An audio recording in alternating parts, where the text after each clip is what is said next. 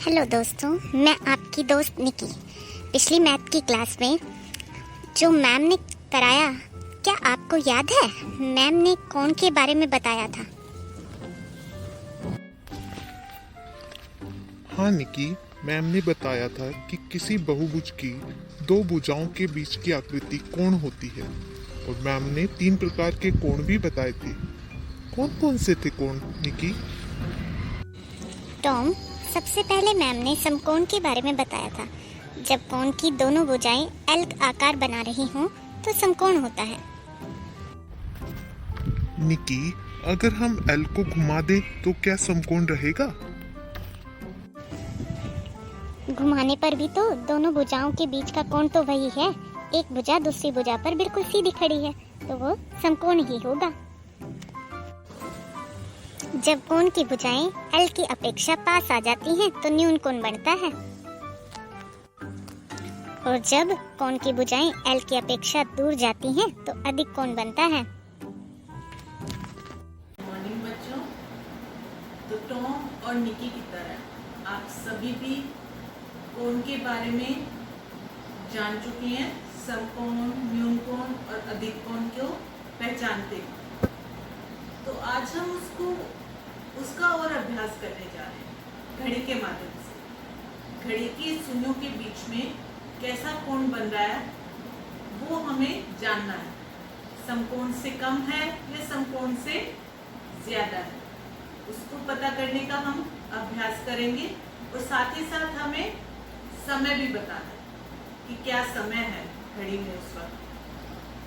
तो आप देख पा रहे होंगे स्क्रीन पे घड़ी। सबसे पहले जो स्क्रीन पे आपने देखा, तो घड़ी में की जो छोटी सुई है वो है 6 और 7 के बीच में। तो आप 6 घंटे मानेंगे या 7 मानेंगे? 6 माने जाते हैं। जो छोटा नंबर होता है अभी 7 तक पहुंची नहीं है, 6 पे है, तो 6 बजकर और फिर मिनट वाली सुई 5 पर है, तो 5 के पहाड़े के अनुसार 25 मिनट हो गए। हर नंबर पे 5 मिनट सुई चलती जाती है।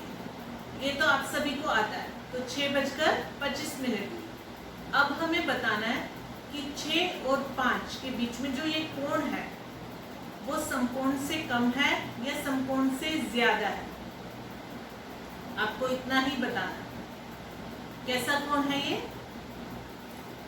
अगर हम एल का प्रयोग करें तो बहुत आसानी से बता सकते हैं कि ये समकोण से कम है, क्योंकि जो दूसरी सुई है वो एल के बीच में आ गई है, तो समकोण से छोटा है। और ये तो बहुत दिखाई भी दे रहा है कि सुइयां बहुत पास है, तो ये समकोण से कम है। ठीक है, सभी को आ गया समझ में?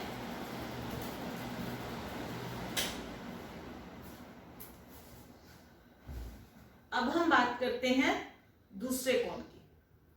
अब इसमें घड़ी में आप देखिए, जो छोटी सुई है वो 7 के करीब है। तो 7 के करीब है तो 7 बजकर, और जो बड़ी सुई है वो 3 पे है, तो 3 पंजे 15 मिनट। तो समय हो गया 7:15।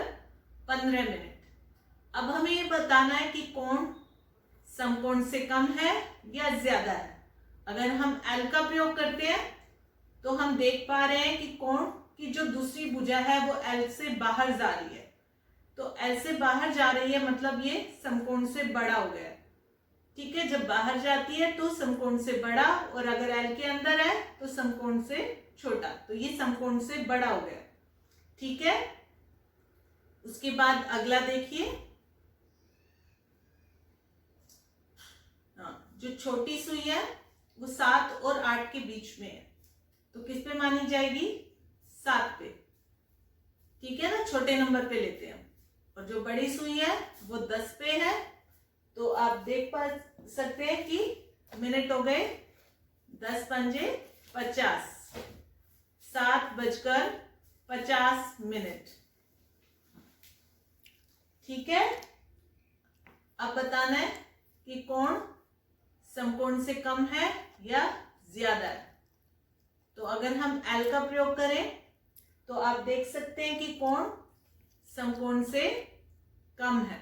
और वैसे भी देखिए कि सुइयां पास हैं, तो कोण हो गया समकोण से कम। अगला समय देखिए, छोटी सुई 9 पे है और बड़ी सुई है 12 पे, तो घंटे हो गए 9। और जब 12 पे सुई होती है तो समय होता है, मिनट कितने होते हैं? 0। तो 9:0 या फिर हम कह सकते हैं पूरे 9 बजे। ठीक है। अब देखिए कोण 9 और 12 के बीच में कोण कितना है? समकोण है, समकोण से कम है या समकोण से ज्यादा? अगर हम एल का प्रयोग कर रहे हैं तो हम देख पाते हैं कि जो कोण है वो समकोण है। बिल्कुल सीधी घड़ी है ना, तो समकोण हुआ। ठीक है। उससे अगला घड़ी में समय देखिए, जो छोटी सुई है वो 11 और 12 के बीच में है, तो हम किस पे मानेंगे? 11 पे। और जो बड़ी सुई है वो है 10 पे, तो 5:50, 11:50। समय ठीक बताया आप सभी ने।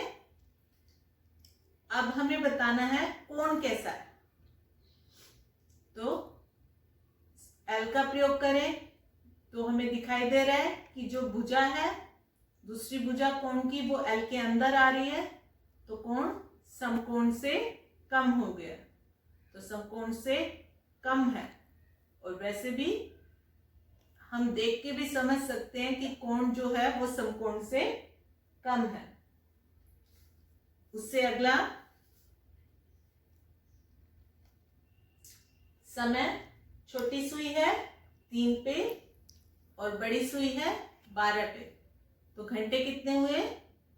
पूरे 3 बज गए, है ना। 12 पे है तो मिनट 0, तो समय हुआ 3 बजे। और कोण 3 और 12 के बीच में देखिए, एल को अगर हम यूज करते हैं तो कोण देख पा रहे हो कि एल दोनों सुइयों को ढक पा रहा है, तो इसका मतलब समकोण है। ठीक है। उससे अगला देखिए, छोटी सुई 3 और 4 के बीच में, तो मतलब 3 बजकर, घंटे कितने हुए? 3। और बड़ी सुई है 8 पर, 8 पंजे 40, तो 3:40। आप सभी ने भी यही बताया ना समय। और अब कोण समकोण से ज्यादा, यहाँ पर कोण है समकोण से बड़ा। तो हमने अब देखे ये 2 केसेस जहां पर सुई की घड़ियों में है समकोण, तो दोनों ही केसेस में हम देख रहे हैं कि जो अंतर है दोनों सुइयों के बीच 3 नंबर का अंतर है। तो जब भी बिल्कुल 3 नंबर का अंतर होगा तो वहां पर समकोण बनेगा। जब अंतर 3 से, यहाँ पे देखिए अंतर 3 से कम है तो समकोण से कम बन रहा है। और जब अंतर 3 नंबर से ज्यादा हो गया है तो आप देख पा रहे हैं कि समकोण से ज्यादा बना है। जो भी अभी हमने जितने भी केसेस किए थे उनको हमने, अगर हम एक साथ करते हैं तो ये पाया हमने। ठीक है, समझ गए आप सभी। तो अब हम तीलियों और पाइप की सहायता से मैंने ये कुछ आकृतियां बनाई हैं। एक है त्रिभुज, एक है चतुर्भुज और एक पंचभुज। इन सभी को हम कोनों पे से दबाकर देखेंगे कि दबाने से क्या कोनों में बदलाव आता है। सबसे पहले इस पंचभुज को दबाएंगे कोने पे से, क्या कोनों में बदलाव आया? इसके आया ना, इसके जल्दी से ही ये बैंड हो गया और इसके कोण बदल गए, है ना। जो ये झुकाव है ये पहले ज्यादा था, फिर ये कम होने लगा, है ना, बदल रहा है। इसी तरह इस चतुर्भुज में देखिए कोनों पे से दबाएं तो इसके भी कोणों में बदलाव आ रहा है, बदल जाता है। पर ये त्रिभुज है एक, इसके कोणों को दबाने पे ये दब नहीं रहा है, ना ही इसके कोणों में बदलाव आ रहा है। यही वजह है जितनी भी हमारे खंबे होते हैं, इलेक्ट्रिसिटी टावर हैं, बिल्डिंग्स हैं बड़ी बड़ी, उनमें इस आकृति का प्रयोग सबसे ज्यादा किया जाता है उनको बनाने में, क्योंकि ये जो है बैंड नहीं होती है, तो जो बिल्डिंग है वो मजबूत रहती है। इसी वजह से इन सभी में, मीनारों में, इलेक्ट्रिसिटी टावर्स में, और चाहे मोबाइल फोन के टावर हैं, उन सभी में ट्रायंगल शेप का प्रयोग आपको ज्यादा दिखाई देगा, क्योंकि ये बैंड नहीं होता, आसानी से मुड़ता नहीं है। अगर कोई और शेप होगी, चतुर्भुज होगी या पंचभुज होगी, तो वो बैंड हो जाएगी, मुड़ जाएगी। ठीक है, समझ गए आप सभी? तो अगले वीडियो में हम फिर से मिलेंगे कुछ नए और कॉन्सेप्ट्स के साथ। तब तक के लिए बाय।